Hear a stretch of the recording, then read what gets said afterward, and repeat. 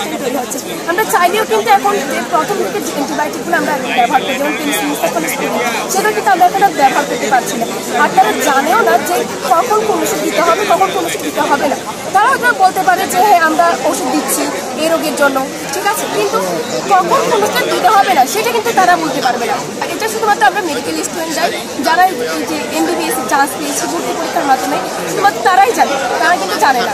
এই যে এক একটা রোগ, যেমন আমরা যদি ধরি যে হার্ট ফেলিওর একটা রোগী যদি কোনো একটা ওষুধ দিই না জেনে কোনো একটা ওষুধ থেকে কিন্তু মারাত্মক আকার ধারণ করতে পারে, এমনকি রোগী কিন্তু মারা যাওয়ার হারও কিন্তু অনেক বেশি।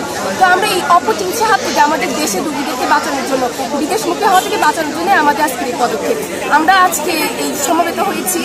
আর আগামীকাল যদি আমাদের এই কর্মসূচিটি মানা না হয় তাহলে আগামীকাল আমাদের শাটডাউন কর্মসূচি অনুষ্ঠিত হবে এবং 25 তারিখ আমাদের লং মার্চ টু হাইকোর্ট আয়োজন করা হচ্ছে। তো এই জিনিসটাই আমার কাছে প্রথমত কোশ্চেন, যে কেন আমাদের আন্দোলন করে এটা বোঝাতে হবে, এটা সাধারণভাবে বোঝার কথা ছিল। তো যাই হোক, আজকে আমরা সমবেত হয়েছি, আশা করছি আমাদের যে দাবি, আমাদের যে যৌক্তিক দাবি সেটা যেন মেনে নেওয়া হয়, আর তাদের এই অযৌক্তিক যে দাবিগুলো সেগুলো যেন অগ্রাহ্য করা। আমরা বিএমডিসিকে 72 ঘন্টার আলটিমেটাম দিতে চাই যে যেসব ভুয়া ডাক্তার আছে ম্যাটস নামের, তাদের রেজিস্ট্রেশন বিএমডিসি কর্তৃক দেওয়া যাবে না। আর যেই শূন্য পদগুলো রয়েছে ওইগুলো ডাক্তার দ্বারা পূরণ করতে হবে। আর ওটিসি ড্রাগগুলো যে আছে এগুলো রেজিস্টার্ড ডাক্তার MBBS BDS ছাড়া আর কেউ লিখতে পারবে না। সো আমরা বিএমডিসিকে বলতে চাই আমাদের দাবিগুলো 72 ঘন্টার মধ্যে যদি আদায় না হয় তাহলে আমরা আমাদের ওয়ার্ড ক্লাস, আমাদের পরীক্ষা, আমাদের ইন্টার্ন চিকিৎসক ভাইয়েরা বন্ধ রাখতে বাধ্য হবে। এই MBBS এবং BDS ব্যতীত কেউ ডাক্তার পদবি গ্রহণ করতে পারবে না, এটা হচ্ছে আমাদের প্রথম দাবি। এবং বিএমডিসিকে আমরা হুঁশিয়ার করে দিতে চাই যে স্বৈরাচারী শেখ হাসিনার আমলে যে 2010 সালে যে ম্যাটসদের যে উচ্চশিক্ষার বিষয়ে যে আলোচনা হয়েছিল সেটাকে এখন ভুয়া বলতে হবে এবং যে এই ডাক্তার পদবি কেবলমাত্র MBBS এবং BDS থেকে গ্রহণ করতে হবে। আমাদের দ্বিতীয় দাবিটা রয়েছে যে ওটিসি ড্রাগ রয়েছে এবং অ্যান্টিবায়োটিকের যে ব্যবহার রয়েছে, এই অ্যান্টিবায়োটিকের ব্যবহার এবং এই ওটিসি ড্রাগের ব্যবহার কেবলমাত্র রেজিস্টার্ড ডাক্তাররা, যারা বিএমডিসি থেকে রেজিস্ট্রেশন প্রাপ্ত সেই সকল রেজিস্টার্ড ডাক্তাররাই করতে পারবে। কোনো ভুয়া ডাক্তার কিংবা কোনো স্যাকমো কিংবা কোনো DMF কিংবা কোনো ম্যাটস এই অ্যান্টিবায়োটিকের ব্যবহার করতে পারবে না। ঠিক। আমাদের তৃতীয় যে দাবি রয়েছে, সেই তৃতীয় যে দাবির মধ্যে রয়েছে আমাদের দেশে বর্তমানে প্রায় প্রত্যেকটা মেডিকেল কলেজে অসংখ্য শূন্য ডাক্তার কোটা খালি রয়েছে এবং আমাদের চিকিৎসা ব্যবস্থাগুলো হ্যাম্পার হচ্ছে যা যোগ্য ডাক্তার না থাকার কারণে। সুতরাং যে শূন্য পদগুলো রয়েছে সেই শূন্য পদগুলোতে আমাদের ডাক্তার নিয়োগ করতে হবে, এটা হচ্ছে আমাদের তৃতীয় দাবি।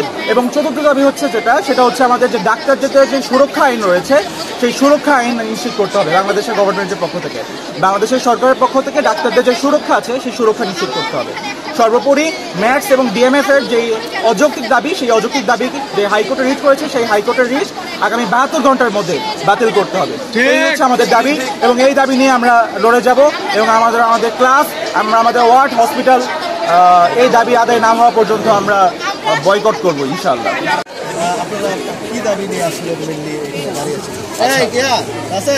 আচ্ছা, আমরা এখানে উপস্থিত হয়েছি যে আপনারা নিশ্চয়ই অবগত আছেন যে কিছু ভুয়া ডাক্তার তারা হচ্ছে নিজেদের নামের পূর্বে ডাক্তার ব্যবহার করতে চাচ্ছে। ঠিক আছে, তারা কারা? তারা হচ্ছে ম্যাটস এবং DMF স্যাকমো। ম্যাটস কারা?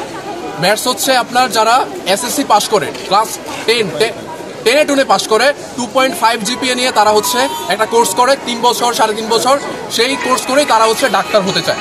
যেখানে একজন MBBS বা BDS ডাক্তার তাদেরকে SSC পাস করতে হয়, HSC পাস করতে হয়, শুধু পাসই করতে হয় না, তাদেরকে GPA 5 পেতে হয়। GPA 5 পেয়ে তাদেরকে মেডিকেল অ্যাডমিশন টেস্টে বসতে হয়, দেন 5 বছরের কোর্স, তারপর 1 বছর ইন্টার্নশিপ করে তারপর হচ্ছে তাদেরকে ডাক্তার হতে হয়। এটা MBBS এবং BDS এর ক্ষেত্রে। কিন্তু সেখানে ম্যাটস মাত্র SSC পাস করেই তারা হচ্ছে ডাক্তার হতে চায়। এটা কি মগের বললাম নাকি? রাষ্ট্রযন্ত্র কেন তাদেরকে রেজিস্ট্রেশন দিবে? রাষ্ট্রযন্ত্র কেন তাদেরকে নিয়োগ দিবে? যেখানে প্রতি বছর আমাদের দেশে প্রত্যেক বছর 10,000+ ডাক্তার বের হচ্ছে MBBS BDS ডিগ্রিধারী, সেখানে তাদেরকে ভুয়া ডাক্তার তাদেরকে রেজিস্ট্রেশন দিয়ে তাদেরকে কেন নিয়োগের ব্যবস্থা করতে হবে? এই অবিলম্বে এই ম্যাটস এবং DMF এসব কোর্স বন্ধ করতে হবে, বন্ধ করে দেশের স্বাস্থ্য ব্যবস্থাকে ঠিক করতে হবে।